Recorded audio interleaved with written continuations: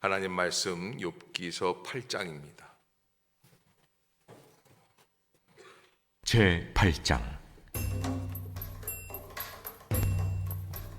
수아 사람 빌닷이 대답하여 이르되, 네가 어느 때까지 이런 말을 하겠으며 어느 때까지 네 입의 말이 거센 바람과 같겠는가? 하나님이 어찌 정의를 굳게 하시겠으며 전능하신 이가 어찌 공의를 굳게 하시겠는가? 네 자녀들이 주께 죄를 지었으므로 주께서 그들을 그 죄에 버려두셨나니 네가 만일 하나님을 찾으며 전능하신 이에게 간구하고 또 청결하고 정직하면 반드시 너를 돌보시고 네 의로운 처소를 평안하게 하실 것이라. 네 시작은 미약하였으나 네 나중은 심히 창대하리라. 청하건대 너는 예시대 사람에게 물으며 조상들이 터득한 일을 배울지어다. 우리는 어제부터 있었을 뿐이라 우리는 아는 것이 없으며 세상에 있는 날이 그림자와 같으니라. 그들이 네게 가르쳐 이르지 아니하겠느냐? 그 마음에서 나오는 말을 하지 아니하겠느냐? 왕골이 진펄 아닌 데서 크게 자라겠으며 갈대가 물 없는 데서 크게 자라겠느냐? 이런 것은 새순이도다 아직 뜯을 때가 되기 전에 다른 풀보다 일찍이 마르느니라. 하나님을 잊어버리는 자의 길은 다 이와 같고 저속한 자의 희망은 무너지리니 그가 믿는 것이 끊어지고 그가 의지하는 것이 거미줄 같은즉 그 집을 의지할지라도 집이 서지 못하고 굳게 붙잡아 주어도 집이 보존되지 못하리라. 그는 햇빛을 받고 물이 올라 그 가지가 동산에 뻗으며 그 뿌리가 돌무더기에 서리어서 돌 가운데로 들어갔을지라도 그곳에서 뽑히면 그 자리도 모르는 체하고 이르기를 내가 너를 보지 못하였다 하리니 그 길의 기쁨은 이와 같고 그 후에 다른 것이 흙에서 나리라. 하나님은 순전한 사람을 버리지 아니하시고 악한 자를 붙들어주지 아니하시므로 웃음을 네 입에 즐거운 소리를 네 입술에 채우시리니 너를 미워하는 자는 부끄러움을 당할 것이라. 악인의 장막은 없어지리라. 아멘. 오늘 본문에 나오는 8장은 수아 사람 빌닷이라고 하는 욥의 세 친구 중에 엘리바스, 빌닷, 이 두 번째 이 친구가 엘리바스가 말을 참 잘 대답을 해줬거든요. 그런데 그럼에도 불구하고 6장, 7장에서 욥이 자기의 신세 한탄을 하면서 또 3장에서는 뭐라고 이야기를 하냐면 내가 태어난 것이 저주스럽다라는 이야기를 하는 이 욥을 보고 충격 아닌 충격을 받습니다. 그래서 본래 말하려고 하는 의도는 없었지만 옆에서 거두는 사람 있죠? 말싸움할 때 그런 식의 등장이 빌닷이 되게 됩니다. 이 빌닷이 이야기를 하기 시작을 하는데 이 빌닷의 이야기는 처음부터 좀 완강합니다. 강팍합니다. 2절에 보면 네가 어느 때까지 이런 말을 하겠으며 어느 때까지 내 입의 말이 거센 바람과 같겠는가 라고 하는 이야기, 이 맥락은 사실은 우리나라 말로 번역을 해서 그렇지 이 당시의 상황으로 봤을 때는 너의 말하는 것이 그따위야 뭐 이런 얘기 있지 않습니까? 뭐 4가지가 없다, 뭐 5가지가 없다, 뭐 이런 얘기들이 있죠. 그런 이야기의 뉘앙스가 담겨 있는 것이 빌닷의 이야기입니다. 그런데 또 빌닷은 그렇게 얘기하다가도 중간중간에 좀 이렇게 공백을 넣고 욥을 칭찬하는 이야기들을 해요. 그래서 이 8장 7절의 그 유명한 말씀, 내 시작은 미약하였으나 내 나중은 심히 창대하리라, 이렇게 이야기를 하고 맨 마지막에 22절에 뭐라고 그럽니까? 너를 미워하는 자는 부끄러움을 당할 것이라. 악인의 장막은 없어지리라. 요즘 빌닷이 뭐 얘기하는 건지를 모르겠어요. 그래서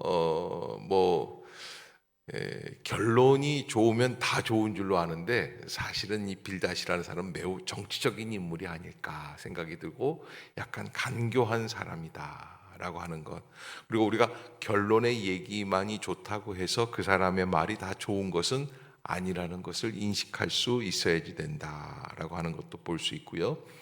남의 말 하기는 쉽습니다.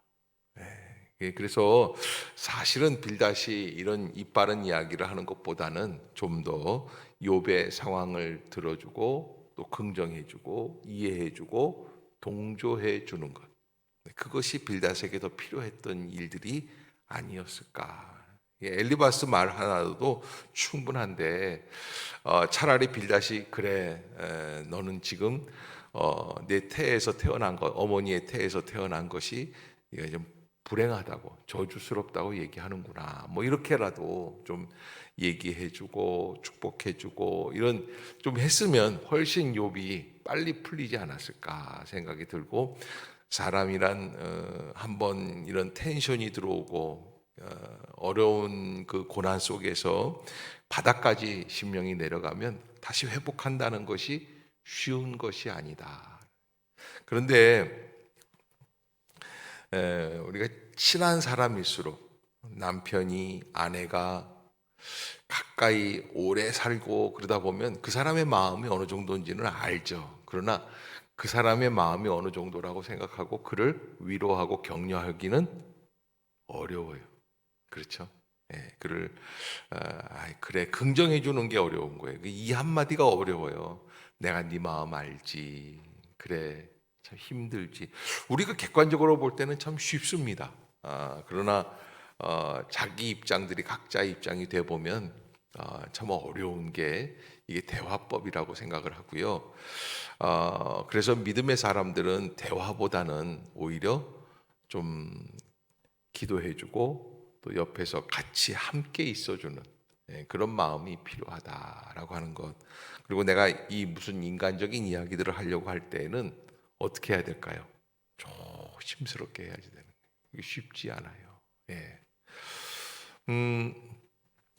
빌닷은 먼저 욥의 그 기를 죽이려고 네가 어느 때까지 이런 말을 하겠으며 어느 때까지 내 입의 말이 거센 바람과 같겠는가, 광풍과 같은 질풍노도와 같은 그런 이야기를 한다. 그러면서 3절에 보면 누구의 정의를 얘기합니까? 하나님의 정의를 이야기합니다. 하나님의 공의를 이야기합니다. 하나님의 정의, 하나님의 공의를 말하면 대부분 다 옳은 이야기처럼 들립니다. 하나님이 정녕 살아계신다면 너 같은 인간들이 이렇게 있는 게 맞아, 뭐 이런 식으로 얘기하면 이게 다 맞는 것 같아요. 왜? 하나님이시니까. 그런데 우리가 한 가지 알아야 될 게, 하나님은 정의롭기만 하신 분은 아니에요. 하나님 안에 정의가 있으세요, 없으세요? 있어요. 그러나 하나님의 모든 것이 다 정의는 아니에요. 예를 들어서 여러분 만약에 잘한 사람은 상을 주고 못한 사람들은 벌을 준다. 그러면 하나님이 필요할까요?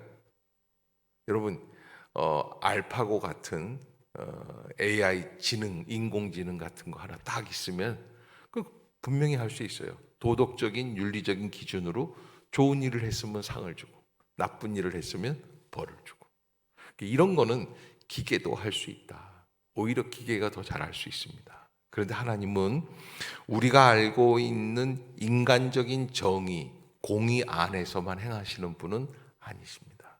그 증거가 있죠? 어떤 거예요? 우리가 이 자리에 있는 거예요. 하나님이 정의롭기만 하시고 공의롭기만 하시면 우리가 이 자리에 있을 수 있다, 없다? 없어요. 슬픈 이야기지만 그러나 우리는 이 자리에 정의로우시고 공의로우시면 우리가 이 앞에 나올 수가 없습니다. 특별히 여러분들은 몰라도 저 같은 사람은 이 자리에 서서 말씀을 증거할 수 있는 사람이 못 되죠. 그러나 하나님의 자비와 은혜 때문에 이 자리에 설 수 있는 거예요. 그것을 우리가 잊지 말아야지 된다. 그러면서 빌닷은 하나님이 어찌 정의를 굽게 하시겠으며 전능하신 이가 어찌 공의를 굽게 하시겠는가. 이거 무슨 얘기냐면 네가 지금 당하고 있는 고난은 하나님의 그 정의론에서 보았을 때에는 당연한 처사셔. 하나님이 너에게 이런 불행을 주시는 거는 당연한 일이야. 왜? 하나님은 정의로우신 분이니까. 그래서 하나님께서 우리에게 불행을 주실 때에 내가 알아야 될 것이 내가 잘못한 것이 있기 때문에 이 불행을 당한다라는 거예요. 그러나 그 이론에 대해서는 예수님께서 분명히 말씀하셨죠. 날 때부터 속용된 자를 향하여서 뭐라고 그러셨습니까? 저 사람의 죄도 아니고 그 사람의 부모의 죄도 아니고 뭐예요? 예, 그 사람을 통하여 하나님의 뜻을 행하시기 위함이다.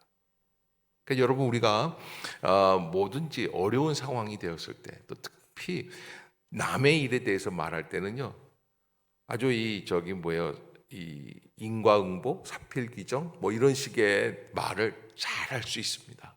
당연하지, 그렇게 되는 거야. 내가 뭐라고 그랬어? 김 집사 요즘 교회 안 보이더니 내가 저렇게 될 줄 알았어. 그럼 뭐라고 그러냐면 저 정도도 다행인 거지, 뭐 이런 식으로 얘기를 해요, 남의 불행에 있어서는. 그런데 사실은 쉬운 이야기가 아니에요. 그 이론대로 자기에게 적용해 보세요. 나만 알 사람이 없어요. 쉽지 않다, 그러는 거예요. 오늘 본문에서 이 빌닷은 이렇게 이야기를 합니다. 4절에 네 자녀들이 주께 죄를 지었으므로 주께서 그들을 그 죄에 버려두셨다. 그러니까 욥, 너는 좀 정직하게 살았을지 모르지만 누가 범죄했다는 거예요? 자녀들이에요. 10명이나 돼요. 아마 빌닷은 그 자녀들을 잘 교육하고 훈계하고 그랬을지 모르겠어요. 그러나 욥에게 그런 이야기를 하는 것은 허점을 찌르는 것이죠. 그러면서 네가 만일 하나님을 찾으며 전능하신 이에게 간구하고 또 청결하고 정직하면 반드시 너를 돌보시고 내 의로운 처소로 평안하게 하실 것이라. 이게 좋은 말이에요, 나쁜 말이에요? 뭘 고민을 하세요? 너무 좋은 얘기예요. 그런데 그러면서 뭐라 그러냐면 네 시작은 미약하였으나 내 나중은 심히 창대하리라. 이게 참 대단한 이야기입니다. 그래서 이 빌닷이라는 사람은 앞에서는 퍼붓고 뒤에서는 쓰다듬어주는, 그걸 뭐라 그래요? 그 권모술수 같은 그런 이야기들을 하는 거예요. 그래서 사실은 이 8장 7절의 그 유명한 메시지, 내 시작은 미약하였으나 내 나중은 심히 창대하리라는 것은 이 쓰인 구절 자체 맥락에서는 필요 없는 얘기다. 근데 우리는 흔히 가게 시작을 할 때, 개업식 할 때 어떤 성구를 갖다 줍니까? 내 시작은 미약하였으나 내 나중은 심히 창대하리라 그러는데, 이 구절은 사용하지 않는 게 더 좋지 않을까 하는 그런 생각을 하게 되는 구절이에요. 자, 그러면서 이렇게 이제 그 나오는 이론 중에 한 가지가 11절의 빌닷의 왕골 논리입니다. 그래서 왕골이 진펄 아닌 데서 크게 자라겠으며 갈대가 물 없는 데서 크게 자라겠느냐. 이게 왕골 논리라는 것은 이 왕골이 자라는 데는 어디예요? 뻘이라는 거예요. 갈대숲이 쭉 있지 않습니까? 이게 여러분, 그 갈대라는 것은 물이 있어야지 돼요. 그런데 여러분이 산에도 갈대가 있어요. 뭐예요? 그걸 억새라고 그래요. 우리나라 말로는 억새풀이라고 그래요. 이 산에 있는 거는 억새고 강에 있는 거는 갈대예요.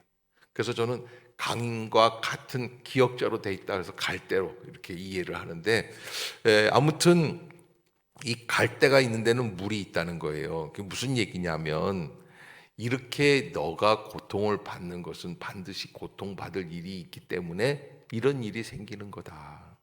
마치 왕골이 진펄에서 나고 갈대가 물 없는 데서는 자랄 수 없는 것처럼 너가 지금 당하는 고난도 사실은 네가 고난당할 일을 했기 때문에 이런 고난이 내 인생에 모여드는 거야. 그렇다고 한다면 거기에 반박할 사람이 있다 없다? 인간은 아무도 없어요. 그러나 딱 한 가지, 불완전한 빌닷이 이 욥에게 그런 이야기를 했다라는 거예요.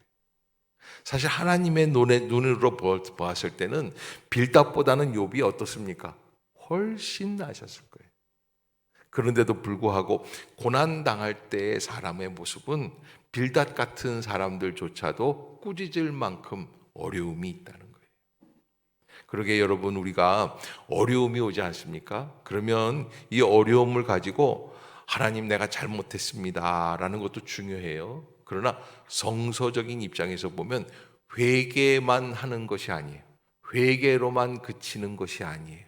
어떻게 해야지 돼요? 어떻게 하면 내가 이 위기를 극복해 나갈 수 있을까요? 어떻게 하면 내가 이 위기를 극복해 나갈 수 있을까요? 어제 저는 막달라 마리아를 만나 주신 예수 그리스도 부활하신 주님을, 그래서 부활하신 주님을 만나는 것, 그 뭐라고 그랬어요? 부주만사라고 그랬어요. 부활하신 주님을 만나는 사람들. 근데 거기 하나하나에 하나님의 깊은 뜻이 계세요. 사실은 막달라 마리아는 예수님을 가장 사랑하고 예수님을 위해 헌신한 사람이지만 초대교회 공동체 안에서는 인정을 받는다 못 받는다? 사실은 인정받을 수가 없어요. 왜? 그의 출신 성분 때문에 그래요. 몸을 파는 창기였다는 것 때문에 그래요. 일곱 막이 들렸던 사람이었기 때문에 그렇다는 거예요. 그런데 이 복음이라는 것은요, 그 사람의 출신까지도, 그 사람의 성분까지도, 그 사람이 가지고 있는 DNA, 가문, 이런 모든 것을 뛰어넘어 역사하시는 거예요. 아멘. 하나님이 받으실 때는요, 전혀 선입견 없이 받아주신다는 거예요. 그것을 우리가 알아야지 돼요. 그러나 우리는 계속해서 추구합니다. 저 사람은 어느 가문이냐, 어느 고향이 어디에 있느냐. 그래서 막달라 마리아를 부활하신 주님이 만나주신 이유는 어떻습니까? 사람들의 모든 냉대함, 너를 인정하지 않아주는 모습들, 그런 것을 뛰어넘어서 부활하신 주님만을 추구하고 살아가라. 앞으로 방법을 제시해 주시는 거예요. 사람들이 나를 인정 안 해줍니다. 나를 무시합니다. 그러면 뭐라 그럽니까? 교회도 똑같구나. 세상과 다를 게 없구나. 여러분, 맞아요. 교회도 세상과 다를 때가 없을 때가 많이 있어요. 그렇다고 해서 교회 안에 들어와서 세상과 똑같다고 신세 한탄만 하고 있는 것이 아닌 거예요. 뭐예요? 부활하신 주님을 바라보고 나아가는 길밖에는 없어요. 우리가 미래를 바라보면서 어떻게 해야 내가 이 상황을 뚫고 나아갈 수 있을 것인가? 마침내 하나님의 은혜 가운데. 여러분, 영상 같은 데 보면 이게 스포츠 경기 하다 보면 이런 경기들이 있더라. 이런 사람들이 있더라. 마라톤인데요. 보니까요, 자기 앞에 아무도 없어요. 내가 1등이에요. 그러니까요, 한 50m 놔두고 걸어요. 천천히. 웬걸. 쏜살 같이 뒤에서 치고받고 와서 한 10m 안겨놓고서 그 사람이 먼저 1등 하는 거예요. 아니, 40여 킬로를 달렸으면 뭐해게? 마지막에 어떤 모습이냐가 중요해요. 우리가 인생을 살아갈 때에도 마찬가지예요. 앞을 내다보고 그리고 미래의 소망을 두고 어떻게 하면 현재의 어려움들을 뚫고 나아갈 수 있을까?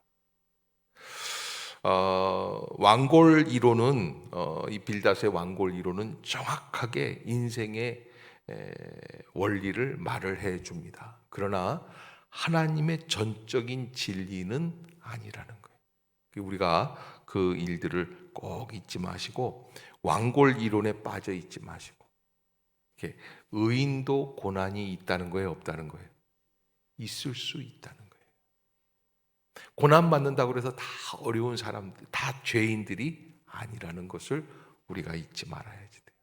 그래도 옆에 짝꿍이 고난을 당하면 우리는 그 사람을 어떻게 한다? 평가하고 판단하려고 노력을 한다. 그래도 보여요. 고난 당하는 사람들 보면요, 야, 다 안다. 친구일수록 더 그런 것 같아요. 그래서 13절에 보면 왜 이런 어려움이 왔는가? 하나님을 잊어버리는 자의 길은 다 이와 같고 저속한 자의 희망은 무너질 것이다. 그가 믿는 것이 끊어지고 그가 의지하는 것이 거미줄 같을 것이라.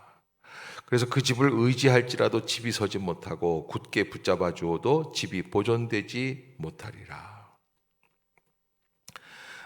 그렇게 이야기하면서 그는 햇빛을 받고 물이 올라 그 가지가 동산에 뻗으며 그 뿌리가 돌무더기에 서리어서 돌 가운데 들어갔을지라도, 이렇게 하나님 앞에서 하나님의 역사 속에서 벌을 받는 사람들은 그렇게 어떻게 합니까? 뿌리가 돌무더기에 서리어서 돌 가운데 들어갔을지라도. 여러분, 돌 속에 뿌리를 내리는 게 얼마나 어려워요. 그래도 이 뿌리를 내렸단 말이에요. 그런 것 같아도 18절에 보면 뭐라고 돼 있어요? 그곳에서 뽑히면 그 자리도 모르는 채 하고 이르기를 내가 너를 보지 못하였다 하리니. 돌도 무시한다는 거예요. 그 뿌리채 뽑힌다는 거예요. 얼마나 해석합니까? 산에 가면 곧 이렇게 돌 무더기에 뿌리 내려서 자라나는 식물들을 보게 됩니다. 대단한 수고가 있습니다. 평지에서 자라나는 식물하고는 비교도 안 됩니다. 그러나 그렇게 됐다가도 뽑힐 수밖에 없는 게 악인의 모습이라는 게 얼마나 무서운 이야기입니까? 근데 빌닷의 화법은 참 애매해요. 그렇게 강팍한 이야기를 하다가도 뭐라 그럽니까? 20절에 보면 하나님은 순전한 사람을 버리지 아니하시고 악한 자를 붙들어 주지 아니하시므로 웃음을 내 입에 즐거운 소리를 내 입술에 채우실 것이다. 축복인지 뭐 판단하는 건지 이 빌닷의 화법이 대단해요. 이거 정치적으로 보면은 이 사람을 한번 연구해 볼 필요가 있을 거예요. 왜냐하면 때리는 그러니까 맞는 줄 모르고 만든 거예요. 예, 그렇게 하면서 이제 너를 미워하는 자는 부끄러움을 당할 것이라 악인의 장막은 없어지리라 이렇게 결론을 내리니까 칭찬 들은 것 같아요. 예. 아무튼 하나님 앞에서 진정한 진리의 말씀은 아니다. 예수 그리스도의 말씀이 우리에게 진리가 되는 것은 뭐라고 그랬습니까? 그분은 십자가를 말씀하시고 십자가를 말씀하신 것에서 끝나는 것이 아니라 친히 십자가를 짊어지셨어요. 근데 십자가에서만 끝나는 게 아니에요. 그분은 십자가 너머에 부활의 증인이 되어셨어요. 말하고 실제로 그 일을 살아내셨다라는 거예요. 그래서 우리가 예수 그리스도의 말씀을 내가 곧 길이요 진리요 생명이라고 하신 그 말씀을 우리가 믿고 따라가게 되는 것이죠. 여러분 빌닷 같은 그런 이중화법에 속지 마시길 바랍니다. 우리들도 그런 이야기를 할 때가 있어요. 조심해야지 됩니다. 그리고 오직 길 되시는 예수 그리스도 은혜의 능력을 바라보고 나가실 수 있는 우리 모두가 되시기를 주의 이름으로 축복합니다. 기도하겠습니다. 사랑의 하나님 아버지, 인간의 말이 어찌 하나님의 뜻을 다 표현할 수 있겠습니까? 주의 뜻을 어떻게 다 담을 수 있겠습니까? 우리가 만지고 우리가 말하고 우리가 추측하지만 그것은 인간의 생각일 뿐임을 다시 한번 깨닫습니다. 우리의 상식에서는 우리의 논리로는 맞는 이야기 같지만 하나님 앞에서는 그것도 다 인간의 호흡에 그치는 일뿐임을 깨닫습니다. 주여 불쌍히 여겨주시고 아무것도 아닌 저희들 긍휼히 여겨 주시어서 하나님의 뜻으로 살아가는 일에 어려움이 없도록 주께서 깨달음을 주시고 은혜를 덧입혀 주시옵소서. 오늘 아침도 하루 종일 만나는 자들과 화합하게 하여 주시고 또 온전하게 하여 주시고 깨어있게 하여 주시옵소서. 성령의 능력이 나타나는 복된 아침이 되게 하여 주옵소서. 예수님의 이름으로 간절히 기원드리옵나이다. 아멘.